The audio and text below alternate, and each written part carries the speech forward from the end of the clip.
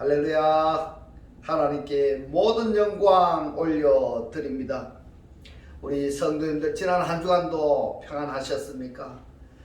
코로나 오미크론이 하루에 수천 명씩 나오고 있는 이 때에 세상이 아무리 우리를 힘들게 할지라도 우리는 우리 하나님께서 우리와 함께 하시기 때문에 우리는 늘 기쁘고 즐겁고 행복합니다. 오늘 이 영상을 보시는 모든 분들이 이 말씀으로 인하여 천국의 삶들이 다 되시기를 주님의 이름으로 축원합니다. 네, 오늘 하나님께서 우리에게 주신 말씀은 창세기 1장 20절로 23절의 말씀. 하나님이 가라사대 물들은 생물로 번성케 하라. 땅이 하늘의 궁창에는 새가 나르라 하시고, 하나님이 큰 물고기와 물에서 번성하여 움직이는 모든 생물을 그 종류대로, 날개 있는 모든 새를 그 종류대로 창조하시니 하나님의 보시기에 좋았더라. 하나님이 그들에게 복을 주어 가라사대 생육하고 번성하여 여러 바닷물에 충만하라. 새들도 땅에 번성하라 하시니라. 저녁이 되면 아침이 되니 이는 다섯째 날이니라. 아멘. 네, 오늘도 지난주에 이어서 생육하고 번성하여 충만하라는 제목으로 그 9번째 시간을 저와 여러분이 함께 은혜 나누기를 원합니다. 오늘 본문 말씀 중에 창세기 1장 21절에 보면은 하나님이 큰 물고기와 물에서 번성하여 움직이는 모든 생물을 그 종류대로, 또 날개 있는 모든 새를 그 종류대로 창조하시니 하나님의 보시기에 좋았더라, 이렇게 말씀을 하고 있습니다. 자, 창세기 1장 21절에 보면은 생물이라고 번역이 된 네페시 하야가 있습니다. 이 네페시 하야, 그 생물과 율법과의 관계성에 대해서 오늘 살펴보도록 하겠습니다. 다섯째 날과 여섯째 날을 우리가 읽을 때에 여기에 네페시 하야들이 어떻게 존재하게 되었으며 또 영역 범위는 어떻게 한정되어 있는가 하는 것을 관심을 가지시고 성경을 읽으시기를 바랍니다. 창세기 1장 20절에 보면 하나님이 가라사대 물들은 그랬습니다. 이 물들은 생물로 번성케 하라 이랬습니다. 네페시 하야로 많아지게 하라, 우글거리게 하라, 이렇게 말씀을 하셨는데, 여기에 생물 중에는 땅 위 하늘의 궁창에는 새가 나르라, 이렇게 날새가 있습니다. 그리고 하나님이 큰 물고기가 있고 물에서 번성하여 움직이는 모든 생물을 그 종류대로, 또 날개 있는 모든 새를 그 종류대로 창조하시니 그랬습니다. 자, 여기서 다섯째 날에 물들은 생물로 번성케 하라, 이렇게 말씀하시면서 존재하게 된 네페시 하야가 있는가 하면은 하나님께서 창조하신 네페시 하야가 있는데, 이 네페시 하야 중에서는 큰 물고기, 그 다음에 물에서 번성하여 움직이는 네페시 하야, 그리고 날개 있는 모든 새가 있습니다. 여러분, 두 종류가 있다는 것을 여러분 꼭 기억하시기 바랍니다. 자, 물들은 생물로 번성케 하라, 여기에서 번성케 되는 네페시 하야, 그리고 하나님께서 창조하신 네페시 하야들이 있는데, 그 다음에 보시면은 하나님이 그들에게 복을 주어 가라사대 생육하고 번성하여 여러 바닷물에 충만하라, 새들도 땅에 번성하라 하시니라, 이렇게 말씀을 하고 있습니다. 자, 여기 대상들은 어떻게 한가면요, 삼복을 받습니다. 삼복을. 자, 이 네페시 하야가 물들이 번성케 하는 네페시 하야가 있는가 하면은 하나님께서 창조하신 네페시 하야가 있는데, 이들은 삼복을 받는다 이 말입니다. 그 다음에 다섯째 날을 지나서 여섯째 날을 보시면은 하나님이 가라사대 땅은 그랬습니다. 땅은 생물을 그 종류대로 내되, 이렇게 말씀을 하셨는데, 이 땅이 생산하는 네페시 하야가 있는데 그 종류로는요, 육축과 기는 것이 있다 이 말입니다. 그 다음에 보시면은 하나님이 땅의 짐승을 그 종류대로, 육축을 그 종류대로, 땅에 기는 모든 것을 그 종류대로 만드시니 그랬습니다. 자, 이제 정리가 되었습니다. 다섯째 날에는 물들이 번성케 하는 네페시 하야가 있는가 하면은 하나님께서 창조하신 네페시 하야가 있습니다. 그리고 여섯째 날에는 땅은 이랬는데 이 땅이 생산해내는 네페시 하야가 있는가 하면은 하나님께서 만드신 네페시 하야가 있는데 하나님께서 만드신 네페시 하야 중에 누가 있느냐? 아담이 있습니다. 아담이 있습니다. 이 아담에게만이 하나님께서 오복을 주셨다는 것을 여러분 꼭 기억하시기 바랍니다. 그런데 우리가 혼돈하지 말아야 할 것이 뭐가 있는가 하면은 다섯째 날의 네페시 하야와 여섯째 날의 네페시 하야가 존재하게 된 근거, 그 다음에 영역, 범위, 이것을 정확하게 구분하셔야 됩니다.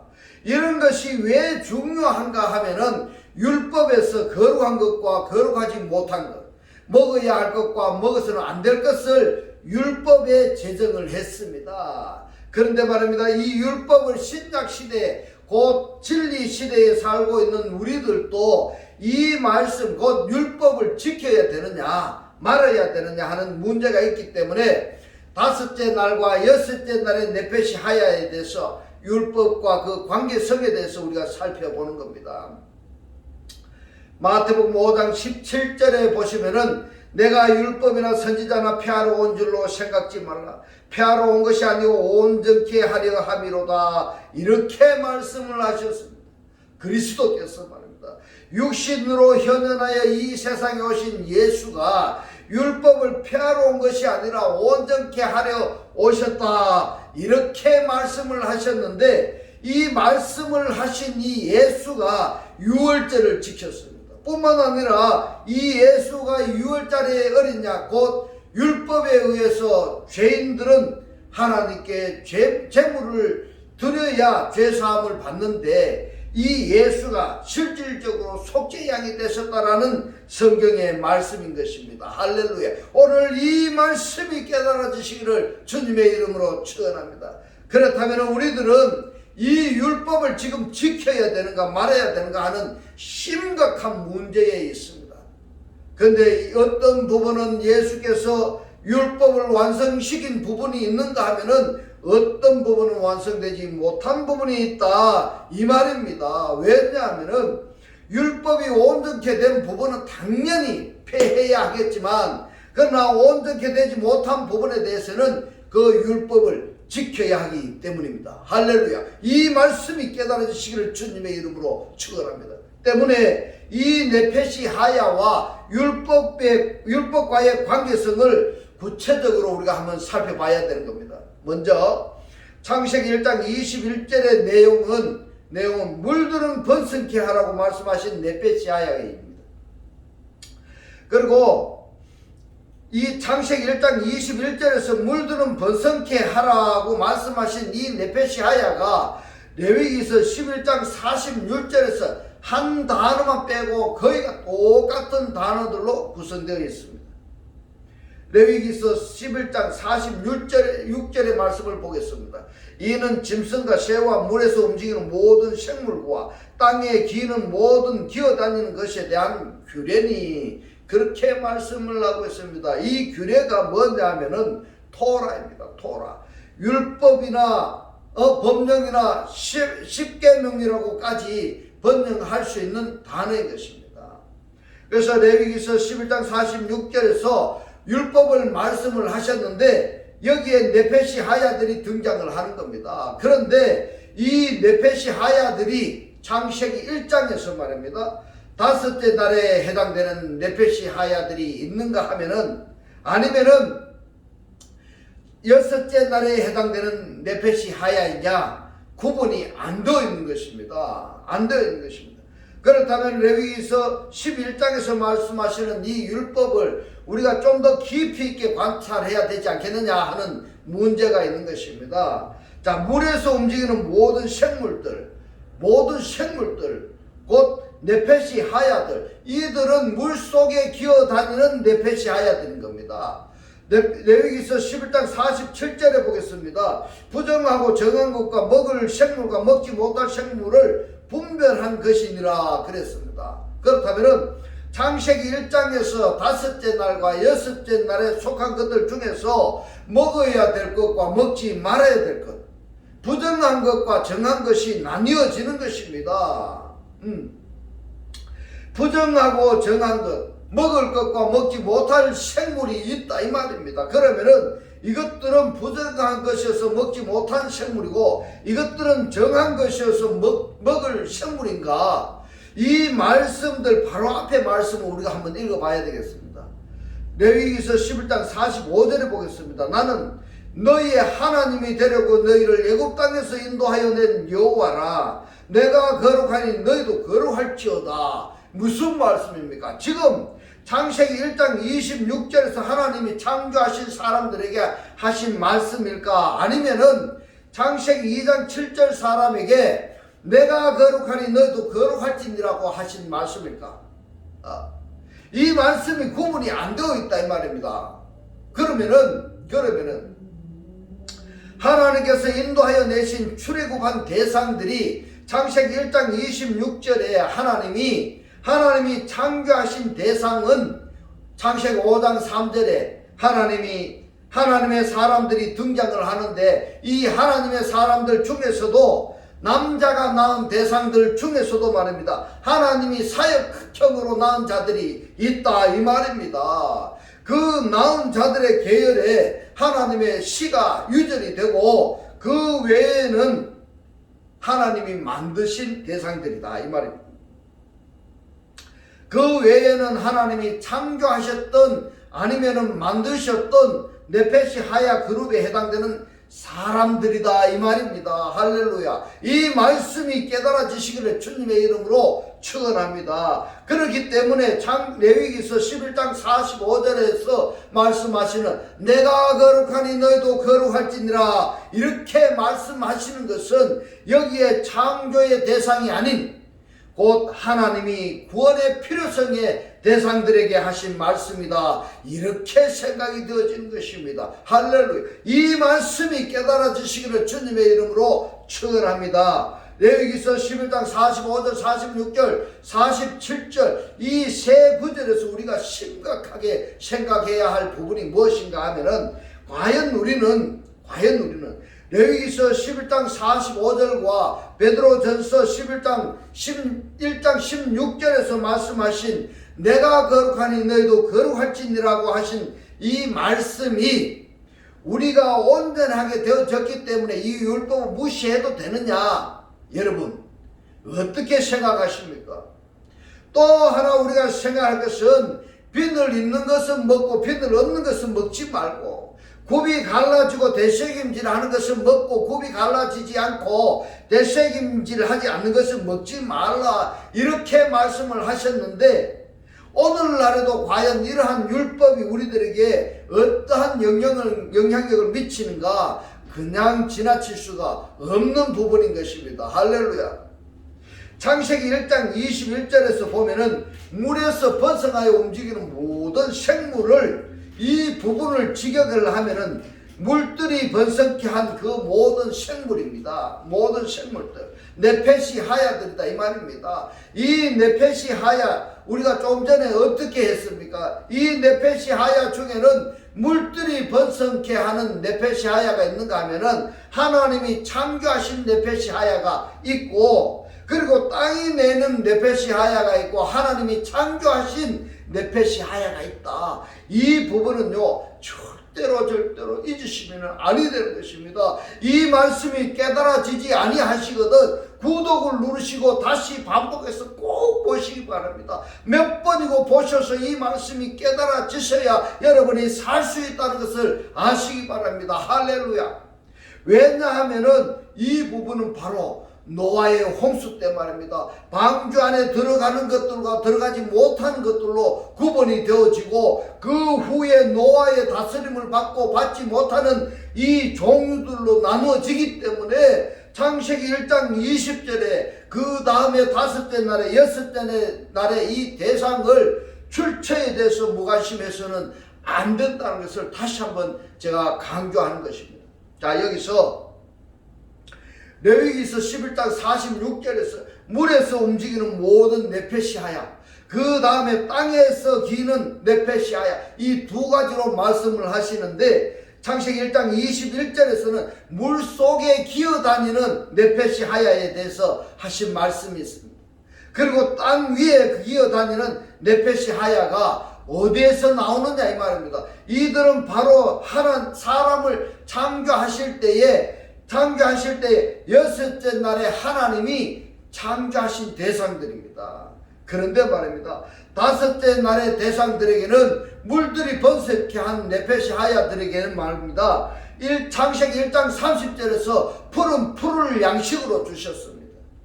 그리고 이들을 창조된 사람들에게 다스림을 받아야 할 대상들인데, 그런데 여섯째 날에 하나님께서 만드신 네페시 하야나 땅이 내는 네페시 하야들에게는 양식이 푸른 풀인 것으로 알고 있습니다만은 정확히 구분이 안 되어 있다 이 말입니다. 그러나 어떻게 하든지 간에 여기서 우리가 관찰해야 할 것은 무엇이냐? 창세기 7장 14절에서 노아의 홍수 때에 방주 안에 들어가는 것과 들어가지 못한 것이, 방주 속에 들어가지 못한 것들은 다섯째 날의 대상이다. 그들이나 여섯 날의 대상들 중에 말입니다. 네페시 하야라 할지라도 창세기 7장 21절에 뭔가 하면 다 죽는다 말입니다. 왜 죽느냐? 방주 안에 들어간 그 존재들만 살아남게 된다 이 말입니다. 그 다음에 방주 안에 들어간 네페시 하야들 중에서 홍수가 끝났어 방주 밖으로 나왔을 때에 이들은 창세기 9장 2절에서 말씀합니다. 그때부터 그들이 뭘 합니까? 사람을 두려워하고 사람의 섬김을 받게 된다는 것이 레위기에서 거룩한 것과 거룩하지 못한 것들, 그리고 부정한 것과 부정하지 않은 것들, 먹어야 될 것과 먹어서는 안 될 것들로 구분이 되어진다 이 말입니다. 그러면은 이 말씀을 간단하게 이야기해서 창세기 다섯째 날의 대상이나 여섯째 날의 대상들에게서 네페시 하야 중에서 말입니다. 방주 안에 들어간 이것 외에는 다 죽는다 이 말입니다. 그리스도 안에 들어가 있지 않은 것은 다 죽는다 이 말입니다. 이 말씀이 깨달아지시기를 주님의 이름으로 축원합니다. 방주 안에 들어갔다가 그리스도 안에 들어갔다가 홍수 후에 방주에서 나온 그들은 사람의 섬김을 받는다는 것, 여기까지는 우리가 결론이 났습니다. 그러면은 물속에서 기어다니는 네페시 하야들, 이들이 창세기 1장과 레위기서 11장에서만 등장을 하는데 다섯째 날에 창조함을 받고 축복까지 받은 핫한님과 관계가 있다 이 말입니다. 핫한님과 관계 있다, 사단과 관계 있다 이 말입니다. 그러면은 홍수 후에 방주에서 나온 그들이 사람을 두려워하고 사람의 섬김을 받아야 되는데, 이들이 노아의 후손들과 노아의 홍수 후에 방주에서 나온 그들이 사람을 두려워하고 사람의 섬김을 받아야 하는 이들이 노아의 후손들과 대첩의 관계가 되는데 바로 핫한님과 관계가 있는 것들이다 이 말입니다. 교회에 간다고 교회에 다닌다고 다 구원받는 것이 아니라 하나님의 말씀을 깨닫고 그 말씀 안에서 그리스도 안에서 살았을 때 구원을 받는다 이 말입니다. 이 핫한님과 곧 큰 물고기 사단과 용과 관계 있는 이것들의 정체가 계시록 12장 17절에서 말씀을 하고 있습니다.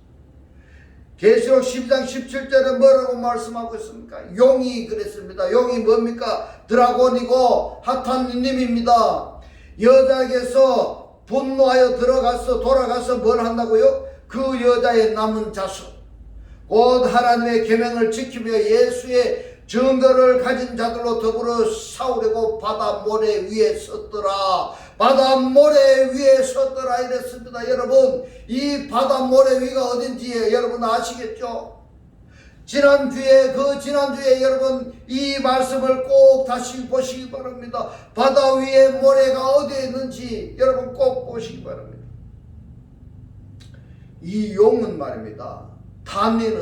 사단은 누구를 기다리고 있느냐? 계시록 13장 1절에 보면은 내가 보니 바다에서 한 짐승이 나오는데 뿔이 10이요 머리가 7이라 그 뿔에는 10면류관이 있고 그 머리들에는 참남한 이름들이 있더라. 이 탄닌이 바로 바다에서 올라온 머리가 7머리고 10뿔을 가진 짐승이다 이 말입니다. 이 짐승을 기다리고 있는 자들이 있습니다. 누구입니까? 그들이 누구냐 하면은 탄닌을 기다리고 있는 자들이, 이 용이 어떻게 합니까? 탄닌이 어떻게 합니까? 계시록 13장 2절에 보면은 내가 본 짐승은 표범과 비슷하고 그 발은 곰의 발 같고 그 입은 사자의 입 같은데, 용이 그랬습니다. 드라곤이, 탄닌이 자기의 능력과 보좌와 큰 권세를 그에게 주었더라 이랬습니다. 그가 누굽니까? 누구에게 주었단 말입니까? 짐승들에게 줬다 이 말입니다. 이 짐승들이 누구냐 하면은 계시록 13장 2절에서 말씀하시는 이 짐승이 창세기 1장 20절에서 5째 날에 해당되느냐 아니면은 6째 날에 해당되느냐 하는 것이다 말입니다. 또 땅이 내는 네펫이 하야들이냐 아니면은 물에서 번성하는 네펫이 하야들이냐 이 말입니다. 아니면은 하나님이 만드신 네펫이 하야이냐 아니면은 하나님이 창조하신 네펫이 하야이냐, 구분이 안 되어 있습니다. 구분이 안 되어 있습니다. 그냥 한글 성경만 보면은 모릅니다. 하나님의 뜻을 모릅니다. 뜻을 모릅니다. 구분이 안 되어 있습니다. 왜 구분이 안 되어 있는가? 왜 안 됩니까? 여기서는 이 곰의 모습만 기록했습니다. 이 모습이 뭐라고 기록을 하고 있습니까? 발은 곰의 발 같고 입은 사자의 입 같은데, 뭐라 말입니까? 짬뽕이라는 이야기입니다. 짬뽕. 이것이 어떤 짐승을 얘기하는 것이 아니라 그 짐승의 용맹 하락이라 할까, 무서움이라든가 사람들에게 두려움을 주는 그러한 모습들을 적용한 내용이다 이 말입니다. 그런데 여기에 표범이나 사자나 이 짐승들은 말입니다, 땅 위에 기어 다녀야 할 짐승들인데 왜 바다에서 올라온 짐승이다 말씀을 하실까? 바로 계시록 11장 7절에 보면은 두 증인에 대한 이야기가 여기서 진술을 하고 있습니다. 계시록 11장 7절 보니까 저희가 그 증거를 마칠 때에 무적행으로부터 올라오는 짐승이 저희로 더불어 전쟁을 일으켜 저희를 이기고 저희를 죽일 터인 저, 이렇게 말씀을 하고 있습니다.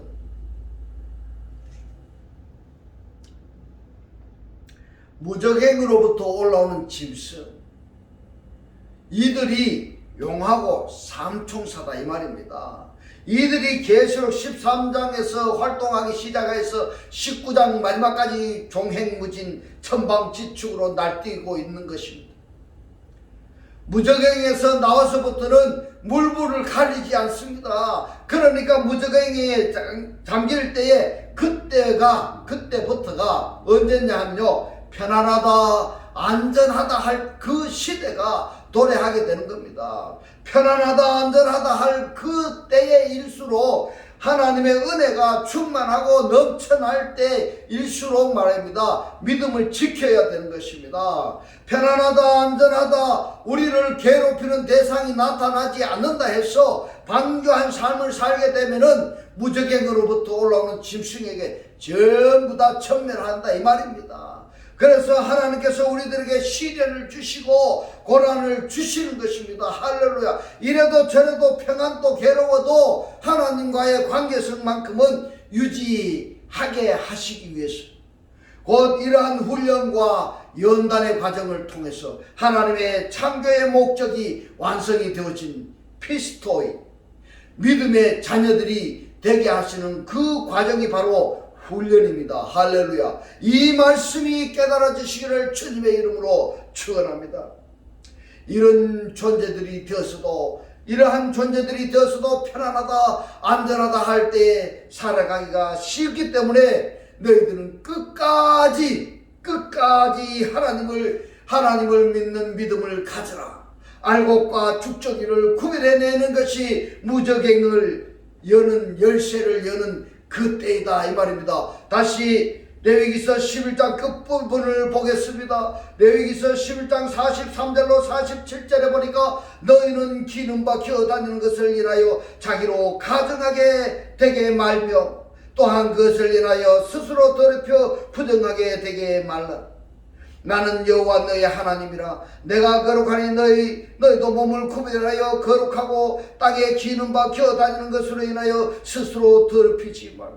나는 너희의 하나님이 되려고 너희를 애굽 땅에서 인도하여 낸 여호와라. 내가 거룩하니 너희도 거룩할지어다. 이는 짐승과 새와 물에서 움직이는 모든 생물, 이 생물이 바로 네페시하야입니다. 모든 생물과 땅에서 기는 모든 기어다니는 것에 대한 규례니, 이 규례가 뭡니까? 토라입니다. 율법이다 이 말입니다. 부정하고 정한 것과 먹을 생물 하하야와 먹지 못할 생물을 분별한 것이니라, 이렇게 말씀하고 있습니다. 이것이 율법의 규례인가요? 그러기에 이제는 지켜도 되고 안 지켜도 되는 바리새인들이나 지키는 규례, 토라, 율법일까요? 여러분 어떻게 생각하십니까?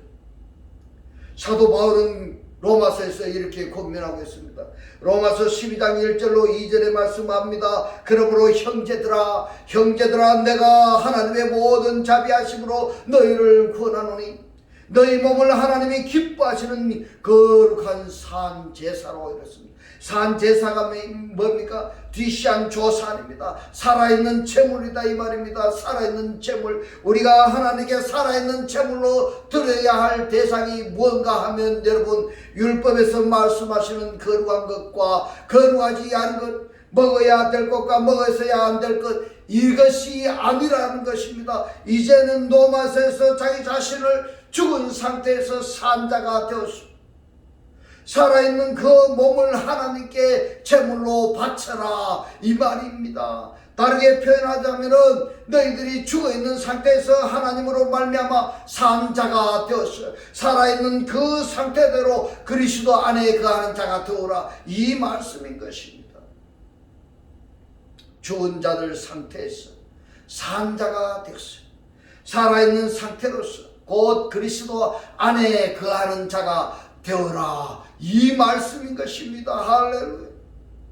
이 상태가 바로 뭐냐 하면은 창세기 5째 날과 6째 날에 네페시하야들이 하나님의 구속의 과정을 통해서 전부 다 우리를 훈련시키는 하나님의 사람으로 완성체가 되어지게 하는 대상들이다 이 말입니다.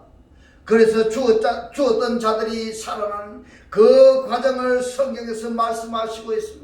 살아있는 상태가 어떠하다는 것을 말씀을 하시고, 살아있는 상태의 삶이 어떠하다는 것을 성경에서 지금 말씀하시고 있는 것입니다.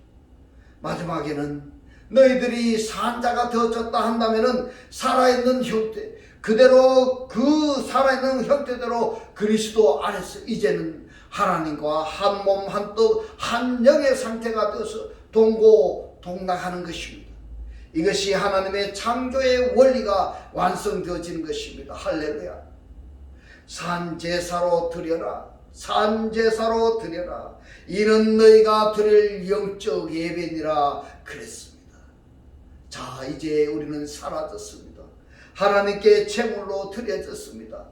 그리스도의 상태가 되어졌습니다. 그렇다면 내 혼자만이 산 상태가 되어진 것으로 만족하는 것이 아니라, 우리가 창세기 1장에서 말씀하시는 대로 이 네페시하야들을 섬겨야 되는 것입니다. 그들이 우리를 미혹해서 그들의 종을 삼으려고 했었던 바로 그들, 우리를 괴롭히고 우리를 시련하고 우리를 연단했던 그들에게 말씀으로 섬겨서 구원해야 될 대상이 바로 네페시하야들이고, 그 구원의 주체들이 누구냐? 바로 하나님께 산 제물로 드려진 우리들이라는 것입니다. 그래서 2절에서 이렇게 말씀하십니다.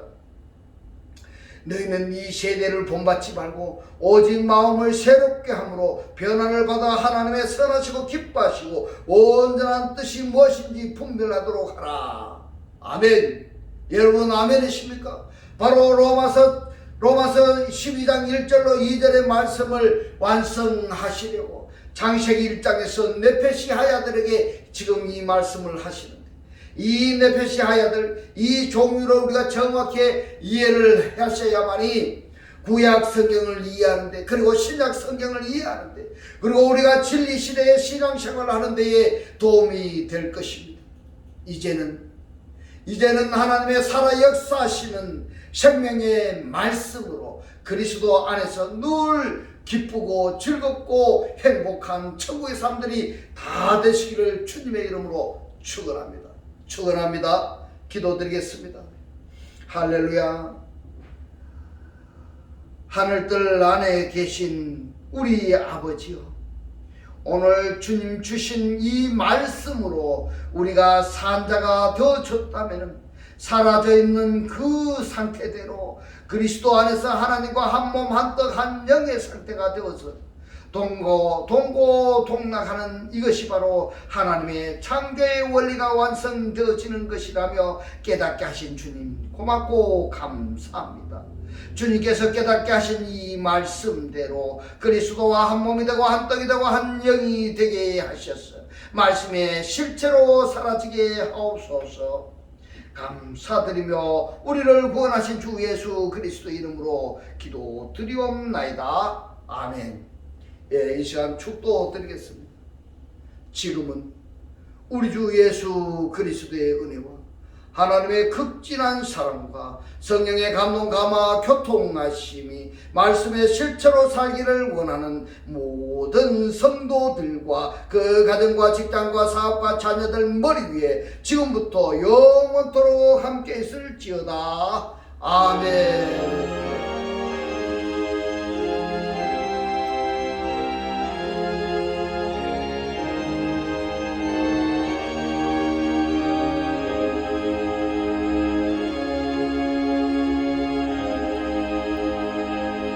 할렐루야. 하나님께 모든 영광 올려드립니다.